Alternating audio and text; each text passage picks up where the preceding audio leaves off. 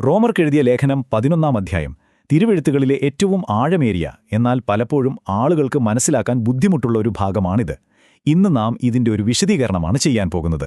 ദൈവിക തിരഞ്ഞെടുപ്പ്, മനുഷ്യന്റെ ഉത്തരവാദിത്വം, പിന്നെ വളരെ പ്രശസ്തമായ ഒലിവുമരത്തിന്റെ ഉപമ എന്നിവയാണ് നാം ഇന്ന് പ്രധാനമായും നോക്കുന്നത്.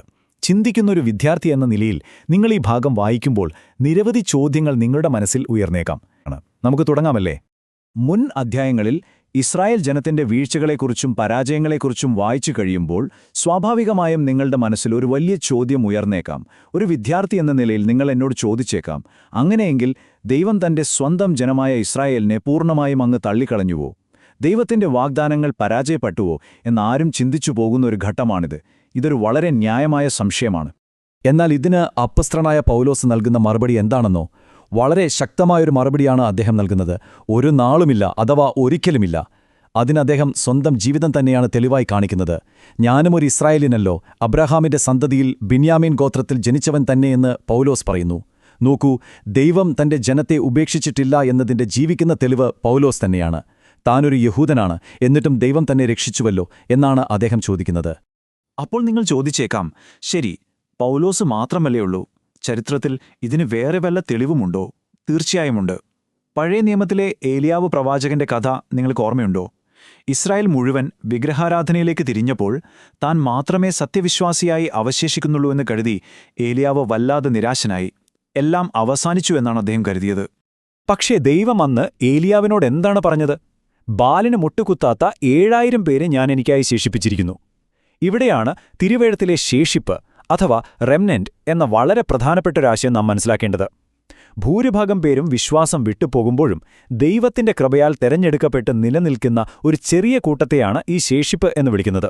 അന്ന് ആ 7000 പേരുണ്ടായിരുന്നതുപോലെ പൗലോസിന്റെ കാലത്തും എന്തിനിന്നും യഹൂദന്മാരുടെ ഇടയിൽ വിശ്വസിക്കുന്ന ഒരു ചെറിയ ശേഷിപ്പുണ്ട്.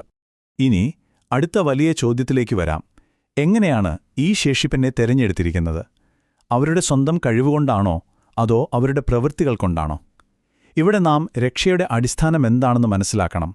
ന്യായപ്രമാണമനുസരിച്ച് ജീവിക്കാൻ ശ്രമിക്കുന്ന മനുഷ്യന്റെ പ്രവൃത്തികളും യാതൊരു യോഗ്യതയുമില്ലാത്തവർക്ക് ദൈവം സൗജന്യമായി നൽകുന്ന കൃപയും തമ്മിലുള്ള വലിയൊരു വ്യത്യാസമാണ് നാം ഇവിടെ കാണുന്നത്.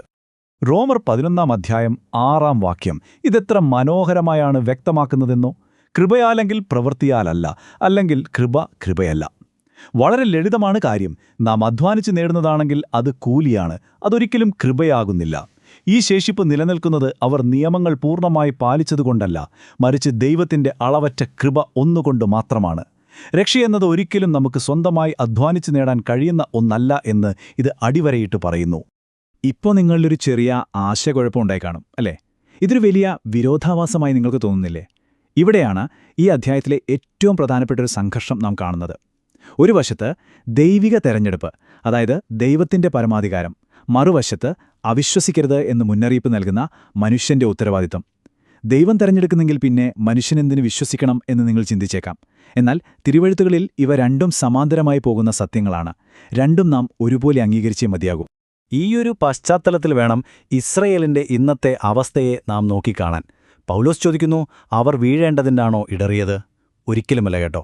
ഇസ്രയേൽ ഇടറി എന്നത് സത്യമാണ്. എന്നാൽ അതെന്നേക്കുമായി നശിച്ചു പോകാനല്ല. അവരുടെ ആ വീഴ്ചയ്ക്ക് പിന്നിൽ വളരെ തന്ത്രപ്രധാനമായ വലിയൊരു ദൈവിക പദ്ധതിയുമുണ്ട്. അത് ദൈവത്തിന്റെ വലിയൊരു വീണ്ടെടുപ്പ് പദ്ധതിയുടെ ഭാഗമാണ്. എന്തായിരുന്നു ആ വീഴ്ചയുടെ ഉദ്ദേശം എന്ന് നോക്കാം. ഒന്നാമതായി, യഹൂദന്മാർ സുവിശേഷം നിരസിച്ചതുകൊണ്ടാണ് അത് ജാതികളുടെ ഇടയിലേക്ക്, അതായത് യഹൂദരല്ലാത്ത മറ്റെല്ലാവരിലേക്കും എത്തിയത്.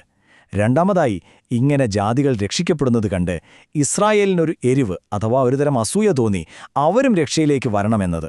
മൂന്നാമതായി, ലോകത്തിന് മുഴുവൻ വലിയ ആത്മീയ സമ്പത്ത് ലഭിക്കുകയെന്നത്.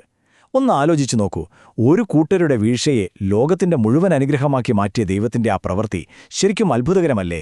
കാര്യങ്ങൾ കുറച്ചുകൂടി സങ്കീർണമാകുന്നു എന്ന് നിങ്ങൾക്ക് തോന്നുന്നുണ്ടാകും. ഇസ്രയേലും ജാതികളും ദൈവവും തമ്മിലുള്ള ഈ സങ്കീർണമായ ബന്ധത്തെ നമുക്കെങ്ങനെ എളുപ്പത്തിൽ മനസ്സിലാക്കാം? ഇതെല്ലാം കൂടി കേൾക്കുമ്പോൾ നിങ്ങളുടെ മനസ്സിൽ വരുന്ന ഈ ചോദ്യത്തിന് ഉത്തരമായി വളരെ ലളിതമായ ഒരു ഉദാഹരണം ഞാൻ പറഞ്ഞുതരാം. അതാണ് പ്രശസ്തമായ ഒലിവുമരത്തിന്റെ ഉപമ. ഈ അധ്യായത്തിന്റെ ഏറ്റവും മനോഹരമായ ഭാഗം ഇതാണ്.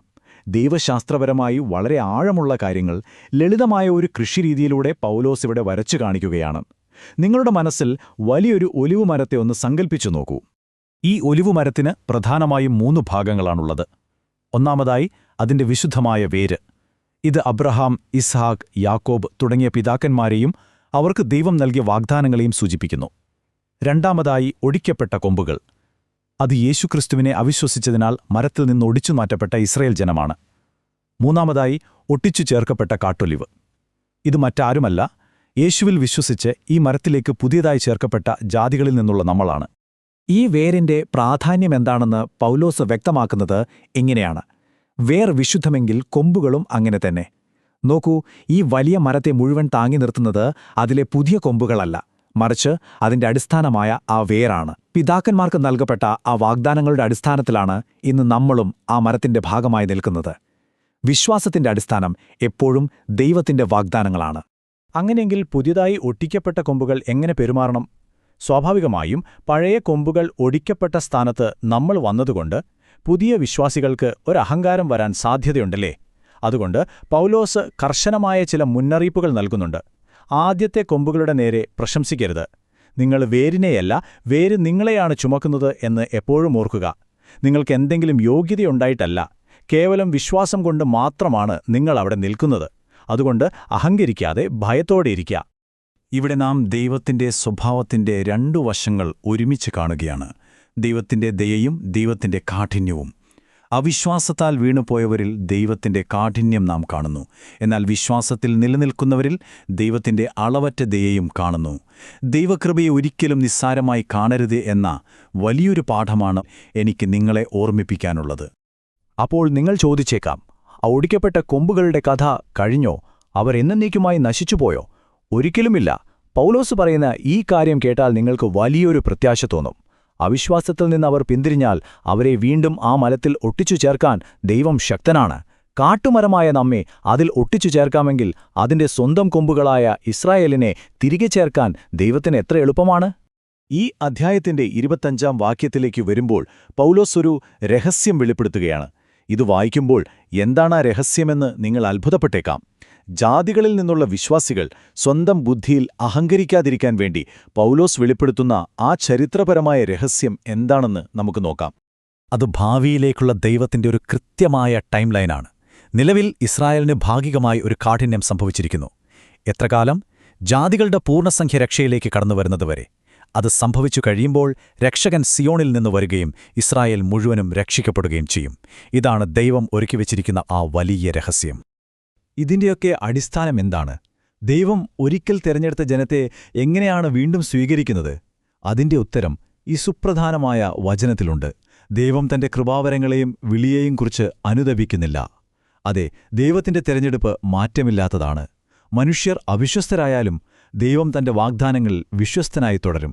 ഇതാണ് ക്രിസ്തീയ വിശ്വാസത്തിന്റെ ഏറ്റവും വലിയ അടിസ്ഥാന ഉപദേശങ്ങളിലൊന്ന്. ഈ ചരിത്രത്തെ മുഴുവൻ ഒരു വൃത്തം പോലെ നമുക്കൊന്ന് നോക്കിക്കാണാം. ഇതൊരു ആവർത്തന ചക്രമാണ്. ഒരിക്കൽ ജാതികളായ നാം ദൈവത്തെ അനുസരിക്കാത്തവരായിരുന്നു. എന്നാൽ ഇസ്രയേലിന്റെ അനുസരണക്കേട് വഴി നമുക്ക് കരുണ ലഭിച്ചു. ഇപ്പോൾ ഇസ്രയേൽ അനുസരണക്കേടിലാണ്. എന്നാൽ നമുക്ക് ലഭിച്ച കരുണ കണ്ട് അവർക്കും ദൈവത്തിന്റെ കരുണ ലഭിക്കും. ഇതാണ് ദൈവത്തിന്റെ അവിശ്വസനീയമായ രീതി. ഇത് കേൾക്കുമ്പോൾ ശരിക്കും അത്ഭുതം തോന്നുന്നില്ലേ? ദൈവം എല്ലാവരോടും കരുണ ചെയ്യേണ്ടതിന് എല്ലാവരെയും അനുസരണക്കേടിൽ അടച്ചുകളഞ്ഞു എന്നാണ് പൗലോസ് പറയുന്നത്. മനുഷ്യന്റെ പരാജയങ്ങൾ ദൈവത്തിന്റെ പദ്ധതിയുടെ അവസാനമല്ല, മറിച്ച് ദൈവത്തിന്റെ കരുണ എല്ലാവർക്കും നൽകാനുള്ള ഒരു വേദി മാത്രമാണ്. മനുഷ്യന്റെ ഏറ്റവും വലിയ പരാജയത്തെപ്പോലും ദൈവം തന്റെ അത്യുന്നതമായ കരുണ വെളിപ്പെടുത്താൻ ഉപയോഗിക്കുന്നു. ഇതെല്ലാം കേട്ടുകഴിയുമ്പോൾ ഒരു വിദ്യാർത്ഥി എന്ന നിലയിൽ നിങ്ങളുടെ മനസ്സിൽ ഒരു ചോദ്യം അവശേഷിക്കുന്നുണ്ടാകും. ദൈവിക തെരഞ്ഞെടുപ്പും മനുഷ്യന്റെ ഉത്തരവാദിത്വവും തമ്മിലുള്ള ഈ സമവാക്യം നമുക്ക് പൂർണ്ണമായും നമ്മുടെ ബുദ്ധി കൊണ്ട് അളക്കാൻ സാധിക്കുമോ? ഇതിനൊരു കൃത്യമായ സയന്റിഫിക് ഫോർമുലയുണ്ടോ? അതിനുള്ള മറുപടിയാണ് പൗലോസ് ഈ അധ്യായത്തിന്റെ അവസാനത്തിൽ നൽകുന്ന മനോഹരമായ സ്തുതിഗീതം.